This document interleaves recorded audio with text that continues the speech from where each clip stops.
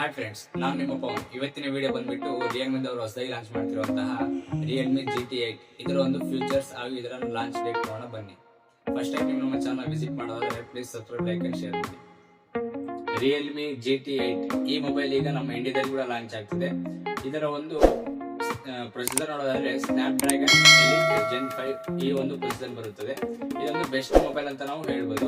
ಈ ಮೊಬೈಲ್ ನ ಒಂದು ಕ್ಯಾಮ್ರಾ ಮಾಡೆಲ್ಸ್ ಅನ್ನು ನಾವು ಚೇಂಜ್ ಮಾಡ್ಕೋಬಹುದು. ನಿಮ್ಗೆ ಸ್ಕ್ವೇರ್ ಬೇಕಾ ಅಥವಾ ಸರ್ಕಲ್ ಟೈಪ್ ಬೇಕಾ, ಯಾವ ತರ ಬೇಕೋ ಆ ತರ ಚೇಂಜ್ ಆದ್ರೆ ಮಾಡ್ಕೋಬಹುದು. ಹಾಗೆ ಇದರ ಒಂದು ಬ್ಯಾಟರಿ ನೋಡೋದಾದ್ರೆ 7000 mAh ಕೆಪಾಸಿಟಿ ಹೊಂದಿರುವ ಬ್ಯಾಟರಿಯನ್ನು ಕೊಟ್ಟಿದ್ದಾರೆ.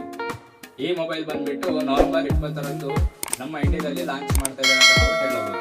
ಸೊ ಇದೇ ತರ ವಿಡಿಯೋಸ್ಗೋಸ್ಕರ ನಮ್ಮ ಚಾನಲ್ ಸಬ್ಸ್ಕ್ರೈಬ್ ಮಾಡಿ, ಲೈಕ್ ಮಾಡಿ, ಶೇರ್ ಮಾಡಿ.